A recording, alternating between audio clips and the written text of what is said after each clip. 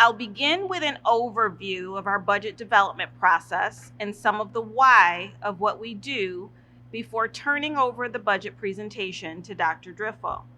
So the overview will be shared: 2025-26 proposed appropriations, 2025-26 projected revenues, and the May 20th vote information.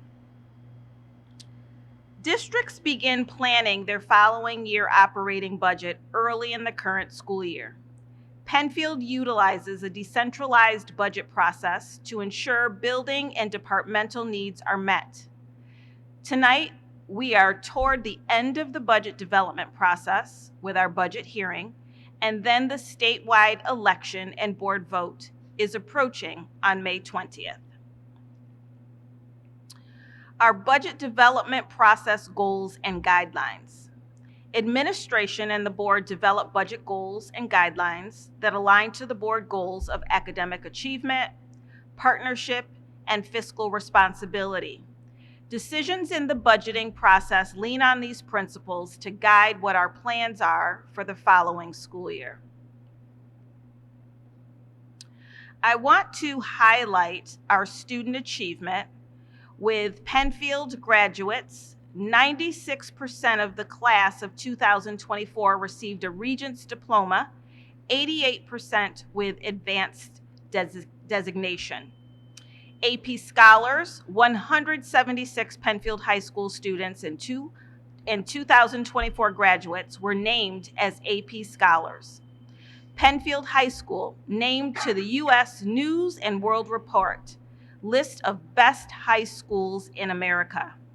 Penfield School District named as one of the best communities for music education.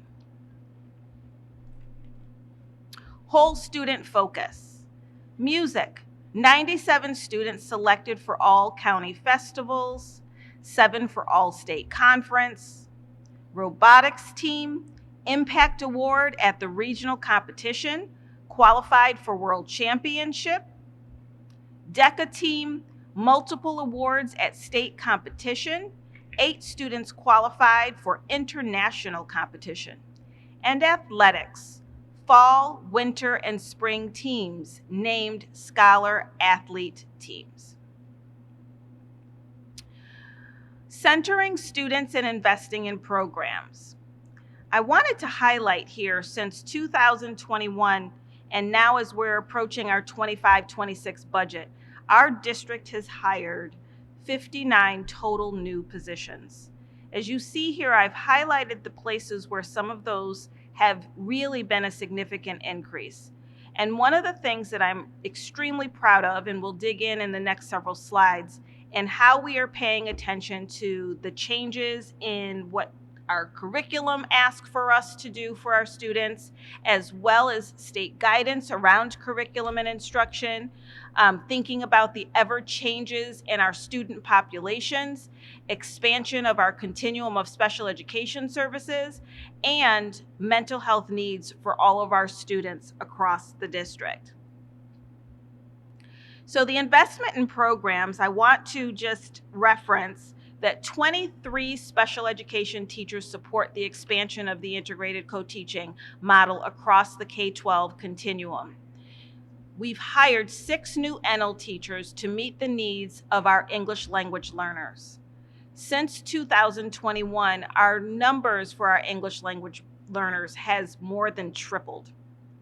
We have hired 3 new psychologists since 2021 and 3 new social workers to meet the ever-changing needs of our students and address those mental health needs that they may have. And we have 2.5 teachers to implement the Dream Lab program at the elementary level. Those are those digital science fluency standards. Our new transportation and facilities site. The district has invested a total of $29.5 million for this facility.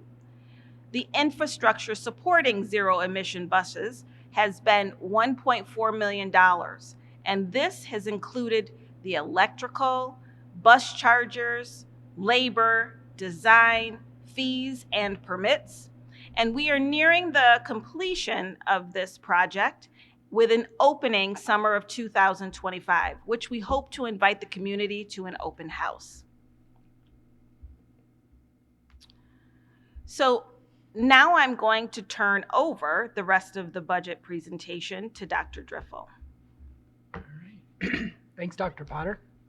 Can you hear me? Yes. Okay.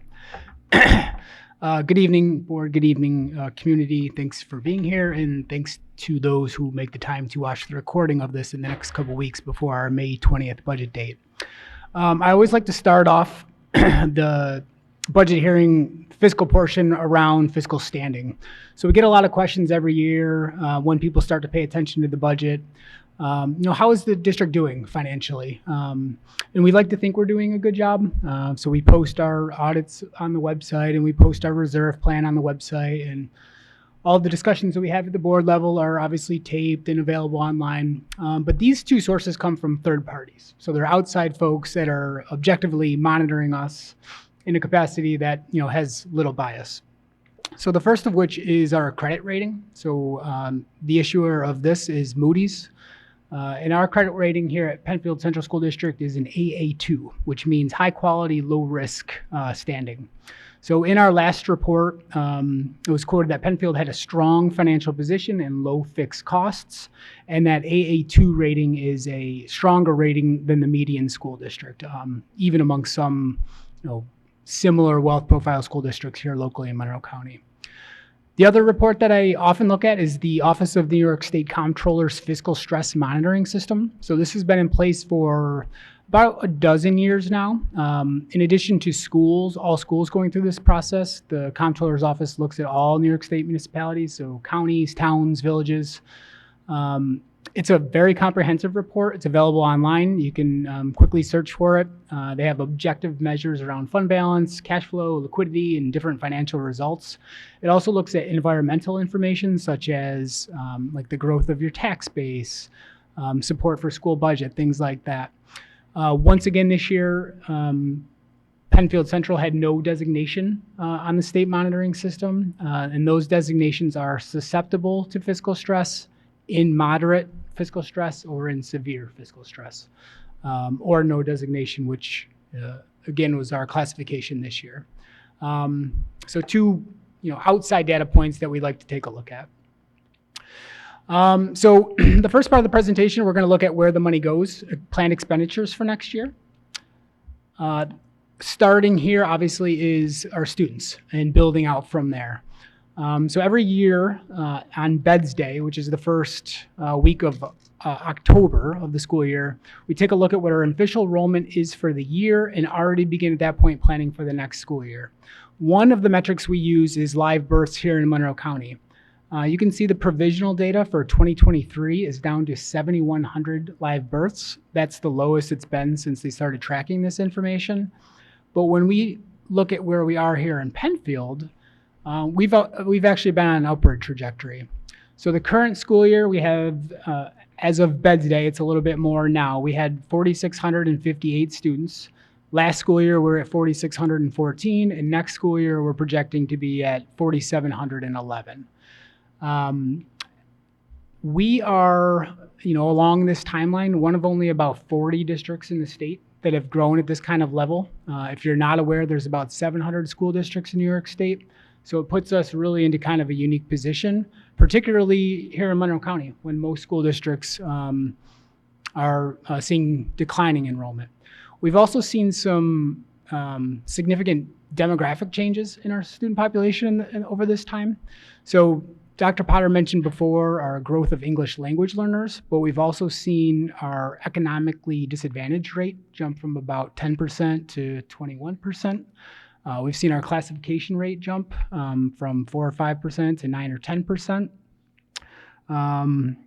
So we're serving, a different set of needs amongst this growing number. So Dr. Potter mentioned the growth that we're seeing in our staff, and that really is the story of the budget. So the personnel drives school costs.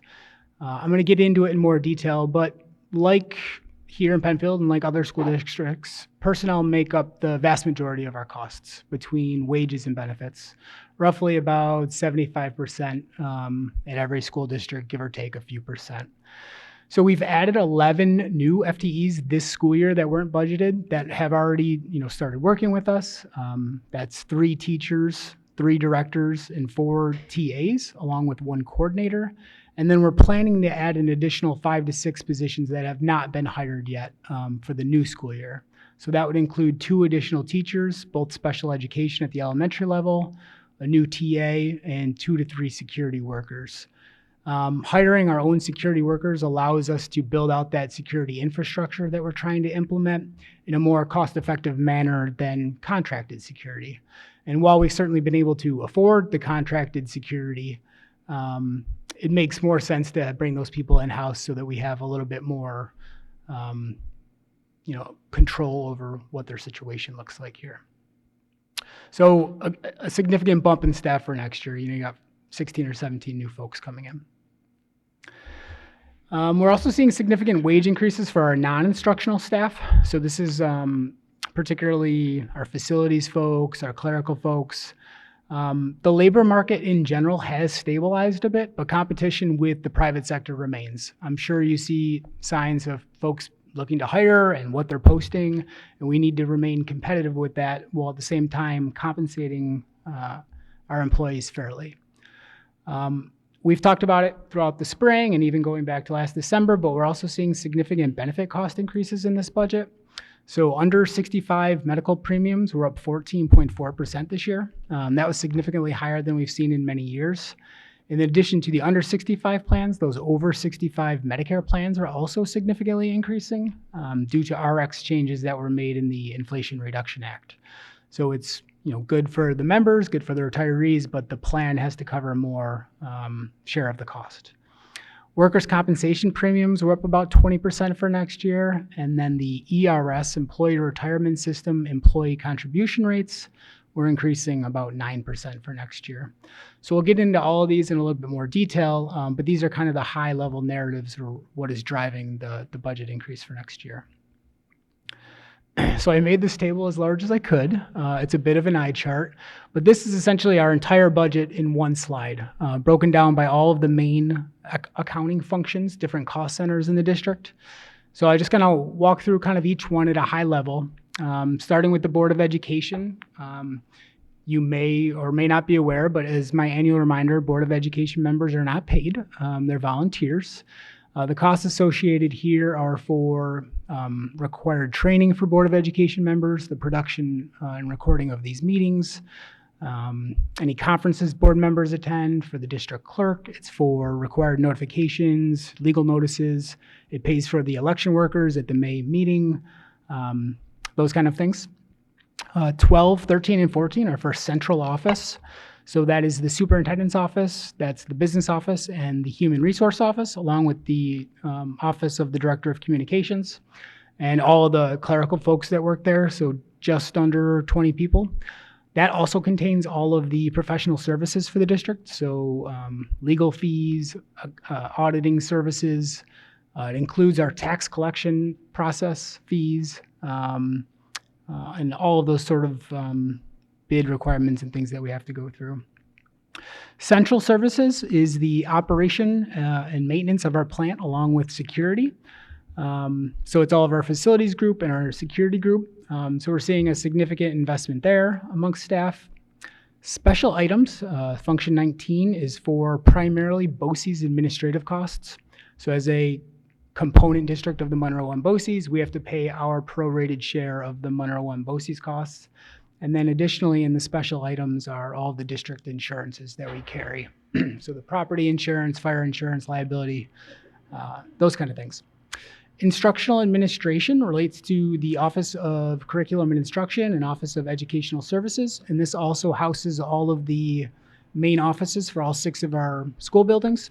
So all the folks that work in those offices, all the clerical principals, assistant principals, all their supplies, materials, training, contractual costs are housed within that 20 function. 21 is primarily the general education function in the district. So aside from benefits, that's the largest share of our costs at just over $32 million. Special programs is special education costs and occupational education costs. So those vocational opportunities for our high school students. That's up significantly next year at a little over $1.5 million. Instructional media is the instructional technology and library programs here in the district. Pupil services are all of those wraparound supports that we have for kids. Dr. Potter mentioned some of the hirings we've made there in the last couple of years. So this includes our counselors, this includes psychologists, nursing services, social workers. The big jump there has been around nursing services, just for our private duty nurse care for medically fragile students. Transportation, self-evident, increasing about $400,000 next year. Excited to move to the new facility come September. It's really coming along well, and we're, as Dr. Potter mentioned, looking to have an open house probably in August. Registration is for our registration office. Benefits are the largest cost share of the district, increasing close to 10% next year, or just over $3.2 million. So this is the pension contributions, not only to ERS and TRS.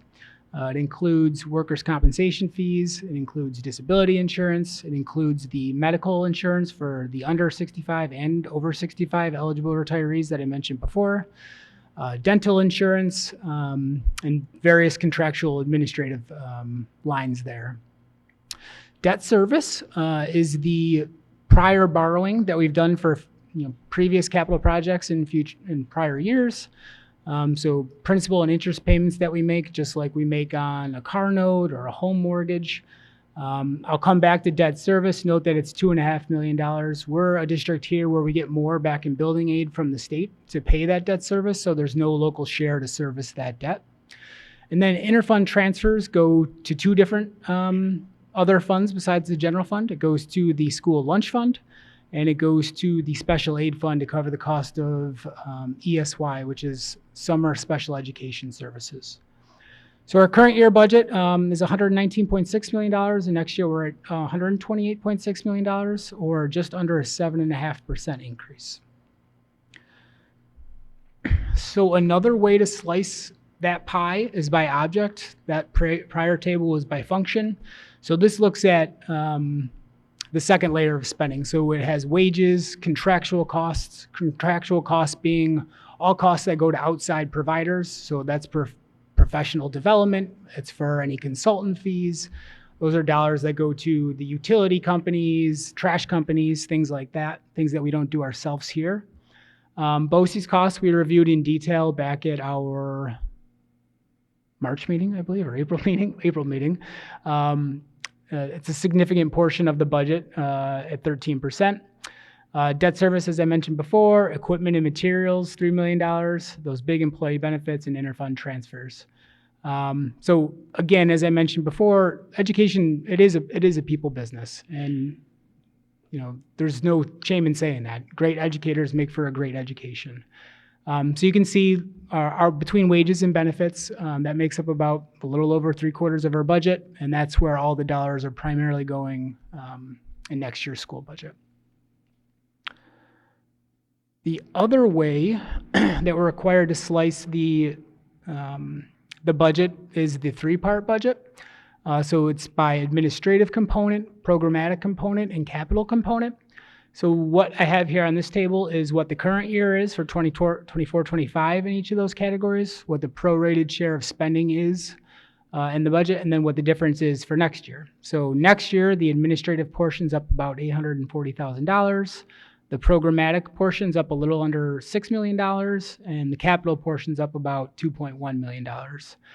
As a prorated share of spending, administration is down a sliver, and then capital and program just kind of flip-flop. Last year we had a drop-off in debt service, so capital dropped. This year a little bit of debt service comes back on, so then it just kind of takes that 1% right back. The other thing I like to look at every year is just, so we're not in a vacuum, is looking at just how efficiently we're spending our money. And this certainly isn't an end-all be-all number because nobody's interested in a race to the bottom here, but it is a metric in terms of just how we balance our effectiveness with our efficiency. So this looks at per learner costs, and it comes directly from the state of New York, their fiscal transparency report. So the latest available information has Penfield Central at $18,306 per student in terms of cost, whereas the county average is $22,500 and the statewide average is up closer to $27,000. So on the spending side, spending is definitely up. It's a larger budget increase than normal. But it is well supported by the available revenue, as we'll get into in a moment. This has been driven by adding staffing and programming. It does preserve all the great things we do at Penfield with the professional development opportunities for faculty and staff and all of the vast opportunities for extracurricular clubs and interscholastic sports opportunities that our kids have come to enjoy. And the thing that I like to mention is that it also has a margin of safety intact. We've had fall hurricanes where gas prices spike. We've had pandemics where things change. And schools, unlike other municipalities in New York, legally cannot overextend our budget. We don't have contingency lines that we can tap into. So it's a good budget. It's a safe budget. We're going to be able to weather any storm that should come our way next year financially. But I could sleep soundly knowing we're putting this budget in front of the voters. So $128 million, where does all that money come from? How do we pay for all this? There's two primary sources to that question. The real property levy, which contributes about 57% of our revenue, and New York State Education Aid, which contributes about 36% of our revenue. All other revenue makes up about 7%. This pie chart has changed a little bit in the last couple of years. So going back to the 2021 school year, the real property levy was closer to 65%, about 2/3 of our budget, and New York State Education Aid was closer to a quarter, 26-27%. With the phase-in of the foundation aid formula from the state in the last couple of years, the education aid is ramped up as a portion of our revenue. So because the real property levy is the larger portion, let's cover that first. So this lovely chart, the board has seen many times, and a lot of you are probably familiar with it at this point, but this is what's called the local levy formula, or also called the quote-unquote tax cap. I'm not going to walk through all of the elements here. It's not as egregiously complicated as it looks. Most of our students could do this math pretty easily. But here is what the formula looks like here for us here in Penfield. So you take the current year levy, which is about $70.5 million, and you multiply that by the tax-based growth factor. So that's a number that comes from the New York State Department of Tax and Finance. It accounts for all new permitted growth in the community. So if we were to raise our taxes by 1.36%, essentially everybody else's taxes would stay the same because all you're doing in that situation is taxing on the new growth. We add in the prior year pilots. Pilots are payments in lieu of taxes. Those are agreements made between new businesses and the county industrial development agencies. So we have 4, I believe, currently. We take out any prior year exclusions, of which we did not have any, and then we multiply it by the allowable growth factor. This is where the tax cap number comes from. The allowable growth factor is measured by CPI, the Consumer Price Index, which is inflation. This past year, inflation was once again higher than 2%, but this number in the formula is capped at 2%. So inflation, I think, was closer to 3% last year. We then subtract any pilots for the coming year. That's $186,000, so a bit more than last year. We add in any available carryover. Because we were under our cap last year, this portion of the formula allows us to carry some of that money forward. To bring us to a maximum allowable levy of $73,764,170. So what this means is that the budget could go up to this levy amount and still only require 50% of community approval. If we were to break that amount to go over $3.2 million or 4.54%, we would need a supermajority of community approval. This year, as you can see at the bottom, we're not going up to our levy once again. So the actual levy amount is going to be $850,000 or $860,000 less than what the cap is. So it'll be $72.9 million or a 3.33% increase. This is a visual representation of what our levies have been historically since the tax cap era went into effect. So going back to the 2012-13 year, the red is what the tax cap was in that year, and the orange is what the ultimate levy was to support the budget. You can see, for the first, 7 or 8 years of this legislation, we were always pretty close to the cap. And then in the last 5 years, we've been significantly under our cap, including 2 years where we had a 0% levy in that 21-22 year and 23-24 year. So what does that mean? So your 3.3% levy, what does that mean for me as a homeowner in the community? So the tax cap is 4.54%. Our levy is 3.33%. And that's kind of where our element of control stops. So then to develop the tax rates, we have to look at town assessments and also the New York State equalization rates to give us our tax rates. So this is a handy infographic that I've utilized many times in the past. So Penfield is a unique school district where we have 6 towns that make up part of our school property, along with 2 different counties. And all of our different towns have a different tax rate because they all have different assessments and therefore they all have different equalization rates. So this scenario here, you have a house in town A and a house in town B. So the purpose of this example is there's one house in Brighton and there's one house in Penfield. Both of the houses on the open market would get $250,000 if you were to list them. One of the houses, the one in town A, is assessed at $185,000, whereas the house in town B is assessed at theoretically market value at the $250,000 limit. So what the state does is come in and say, hey, town A, you are really actually underassessed relative to what we think your market values are. So they change the equalization rate for that town in this example to 74% as opposed to town B, which has a full equalization rate. So what happens is the artificially enhanced tax rate in town A makes up for that underassessment. So at the end of the day, both of these houses end up paying the same amount in taxes. One house is assessed at $185,000, paying a town tax rate of 27.03 per $1,000 of assessed value, and the house in town B is paying $20 in tax rate. So a $7 difference in tax rate, but it changes for the purposes of that assessment. So what does that look like here in Penfield next year? So the top chart here are the equalization rates, what the actual amounts have been the last 3 years, and then what the tentative amounts are for next school year. Brighton down to 59%, Penfield down to 75%, Perrington 57%, Pittsford 57%, Macedon 77%, Walworth 70%. So Brighton was planning to do a full revaluation this year, but they ultimately paused that process. So they would have gone up to 100% on their equalization, but they're going to be at 59%. You can see Penfield and Macedon are only 3 years removed from our last reassessment, and both of those towns are now down to the mid-70s, indicating that the state thinks both of those towns are about 25% underassessed relative to market value. And then the bottom chart is the spit out of the tax levy, the assessments in those 6 towns, and then the state equalization rates. So the projected tax rate under this budget for next year, Penfield's tax rate would go to $21.34. So it's an increase of 78 cents per $1,000 of assessed value.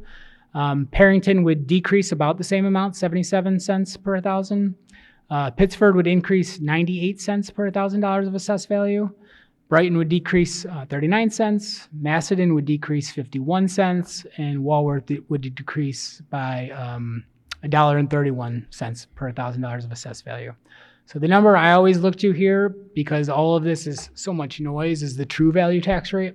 So the true value tax rate is what the tax rate would be if all 6 of the towns were 100% equalized to full market value.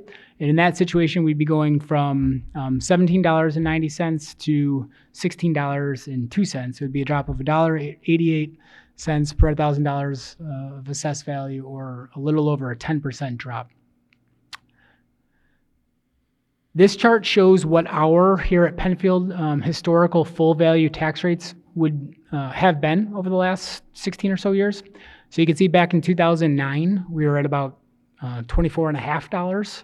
And next year, we're going to be all the way down to 16. So you can see this sort of precipitous drop off here in the last handful of years, which is a factor of two things. One, those lower levies than usual, but also the dramatic increases in assessed values, house prices, as the market continues to climb. And then this chart, again, zooming out of Penfield, is the Monroe County tax rate comparison. So you can see where we're projected to be for next year amongst the 20 or so school districts between the west side and the east side. So we're not alone in all of our tax values coming down. Some of these numbers were closer to 30 a couple of years ago. So as all of the housing rates have gone up, the tax rates have come down a bit. So I want to talk a little bit about education aid. Unfortunately, there's just not a ton to talk about. So there's been reporting last week that there was a tentative state budget deal in place, which there is, but there has been no official reconciliation, no budget bills passed, no state aid runs given to school districts. They're still negotiating on a couple of little things, even as it pertains to foundation aid formula. There's a budget extender till tomorrow. I know they're working on having some resolution as soon as possible. But this is a unique situation in that we have to not only adopt a budget, but put a budget to the voters without knowing what a large chunk of our revenue is going to look like. So what we and everybody else in the state is doing is budgeting based on what Governor Hochul's executive budget had back in January. Mixed in with the February database update that they make available to school business officials. It has been reported in the state budget that free meals for all New York State students are going to be included next year. So that'd be breakfast and lunch. So that's an exciting development. And it does sound like the bell-to-bell smart device ban is going to be included in the budget. Looks like they have agreement on that. There has been no other reporting on some of the other education-related measures, but as those come up board, we'll make sure you're aware of those. So here is what that state budget looks like for us for next year. So the legislative budget is what we received for the current school year, and the executive proposal that we had got back in January. The top line number is really what draws the eye. So the foundation aid increase of nearly 13% is one of the bigger ones in the state, and this is driven by our increasing enrollment. So what we're seeing locally is a lot of school districts getting the minimum, either 2 or 3%, but because we've continued to grow in students, we've been generating more aid. BOCES aid is about flat for next year. If you're not aware, a portion of our BOCES expenditures in the current year, we get back in aid in the following year. Excess cost aid are aids we get for students with disabilities. Again, that's an expense-based aid based on current year expenses, money that we receive in the following year. Instructional materials are grant dollars that we get on a per pupil basis for textbooks, library materials, computer software, and computer hardware. So up about 2%, projecting, aligned with kind of what we're thinking in enrollment.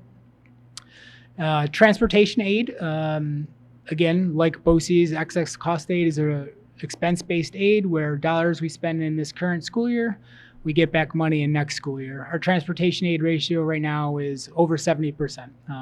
So transportation dollars that go out, every dollar we get back more than 70 cents on the dollar.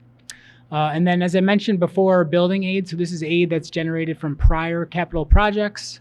It's amortized out over decades. Go back to the debt service we had, this $2.8 million in revenue coming in covers that portion. So a really significant increase next year for state aid, over 10%. I do mention UPK on there. It does come from the state, but it does not fund the general fund budget. It comes through as a separate grant. And here is the balanced budget, looking at those high-level functions of general support, instruction, transportation, and undistributed costs. We talked about local funding and New York State education aid. The other larger portion of our all other revenue is county sales tax. So we're lucky enough here at Penfield that both Monroe County and Wayne County share a portion of their sales tax with school districts. They're one of only a few districts left in the state that do that. So we're really fortunate for that support. We've seen robust sales tax increases, so over 5% growth there again next year. All other revenue, about $2.3 million. And then assigned fund balance decreasing a little bit next year. That's that level of money that we carry over from this current school year into next school year that's designated to reduce taxes. And then I would be remiss to not mention that bottom row where once again we're not utilizing any reserve savings to supplement our revenue with one-shot sort of injections of cash to support the revenue the budget. So that's the budget information. So some more information about our May 20th upcoming vote. As was mentioned, the vote is on May 20th, third Tuesday in May. 6 a.m. to 9 p.m. Absentee and early voting ballots are available. If you're not able to make it that day, please contact Clerk Scott to get set up with one of those. You must be at least 18 years old and a Penfield Central School District resident for at least 30 days. As was mentioned, there are 3 ballot propositions this year: the school operating budget, the bus purchase from our bus purchase reserve, which I'll touch a little bit more on in a moment, and the board trustee election, those 6 candidates for those 3 seats beginning on July 1st. So this year's bus purchase is a little larger than usual. So we're looking to buy 11 new buses, 6 large electric, 4 mini style gas, and 1 mini gas that has a wheelchair lift, wheelchair accessibility. So it's an aggregate total cost of $3.5 million. However, because we are a recipient of the New York State Bus Incentive Program NISBIP electric rebate, the actual cost to the reserve will be $2.1 million. After net costing out New York State transportation aid of around 76%, these 11 buses have a local cost of about $567,000. I should mention with the electric buses, the grant we received, the NISBIP funding stacks with New York State Transportation Aid. So we're actually going to get more back between New York State Transportation Aid and the grants than the actual buses cost. So we'll be able to put extra money back into reserves to potentially fund future costs. I have said it before, next year, May of 26 is the last year to buy gasoline and diesel buses under the current mandate. So we're not planning to buy any electric buses next year, unless of course we get, another rebate where, it makes sense. There has been discussion around the state about pushing that 2027 mandate back or modifying it, but we still haven't seen anything about what that could look like. So at this point, it would bring us to 8 electric buses, which is about 10% of our fleet relative to an 80 fleet, 80 buses or so.